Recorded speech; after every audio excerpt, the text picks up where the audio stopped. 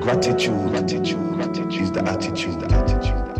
Probably last week, mate, playing in those pubs and stuff, you know, that's probably one of my year highlights, you know, like playing in those pubs or like, you know, I've been playing with a band all year and like, even just then we play with them, but it's just like to know to still that we can, I can still play to people and still engage them and make them happy. It's all about bringing people together. And when I do those shows and I can see all the smiles in that, like, there's nothing. Those shows I feel like meant more to me than like Somerset House. There was just people just together, not paying out their ass to come, just a pound, you know, and we have a good time. So, yeah, those kind of things, man.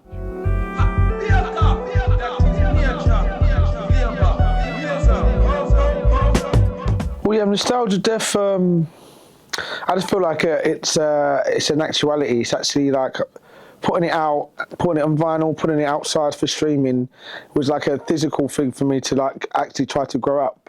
You know, it's no secret, you know, I talk about the past, my whole story is doused in nostalgia, but I think sometimes if you get too carried away with that, it disallows you from moving forward. So putting this out as an EP and not an album, because for me it wasn't, it was just something I had to drop off so I can move forward. So I think it's gone at the right time when I generally feel like there's been a lot of progression in me, a lot of back steps as always, but like there's been a lot of fruition this year, and so I'm just happy. And I think putting out those things as a purging, putting out these songs was like a kind of a purge act for me to, you know, right myself from a lot of wrongs. Xmas celebration, anything that can bring me salvation.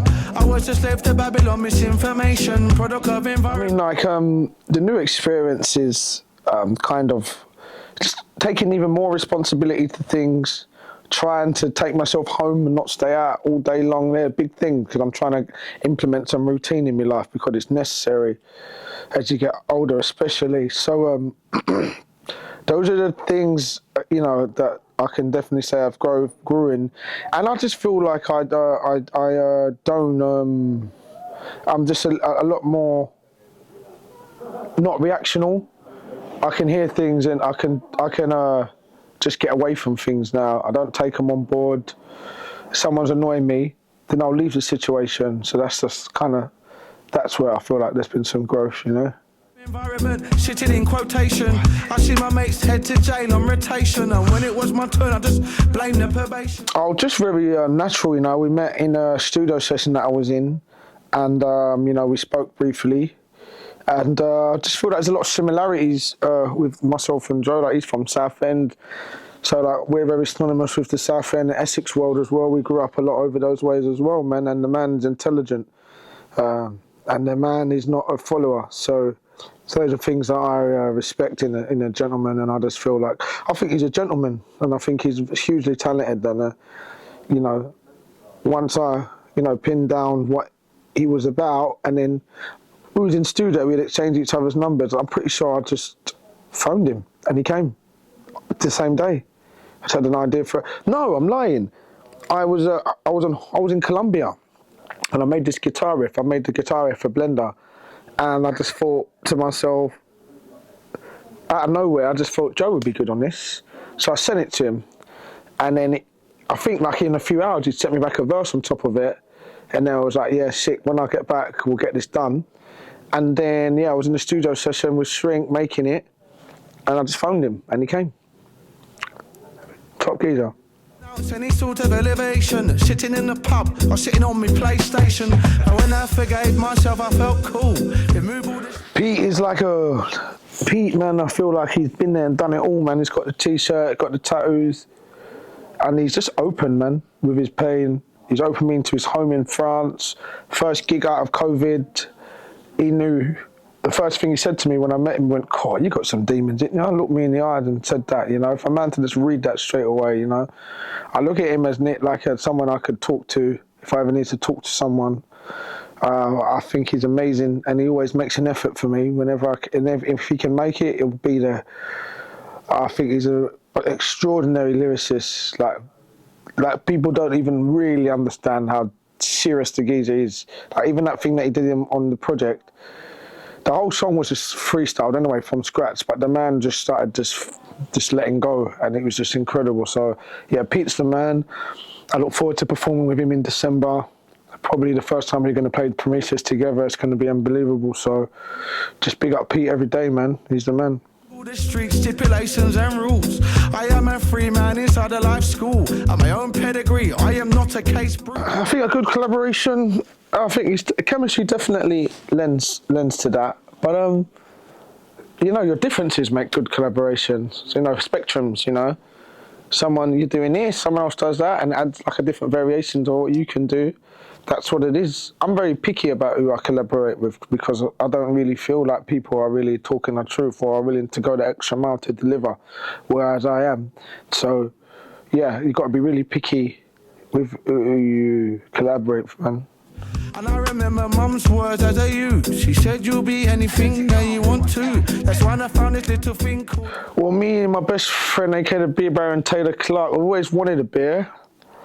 And Gemma, bless her, top girl, she approached us with the idea, and we was like, I told my mate Taylor, and we was like, yeah, all day long.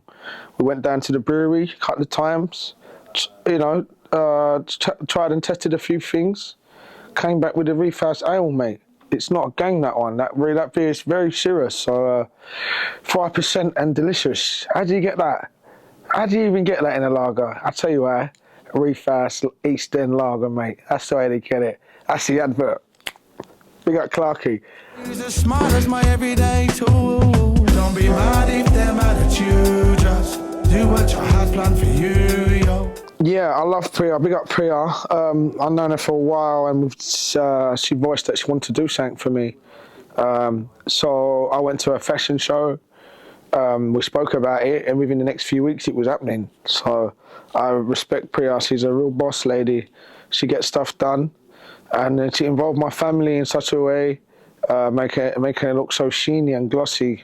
It was just a blessing. So big up Priya all day long, and big up my family. Yo, gratitude is the attitude, yo.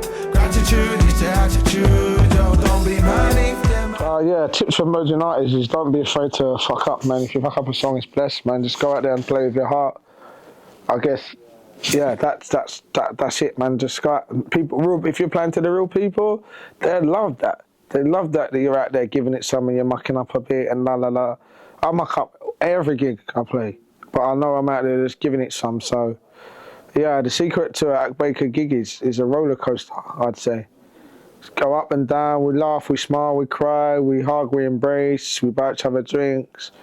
That's the secret to Hak Baker's good act gig, I think, is sharing and serving each other.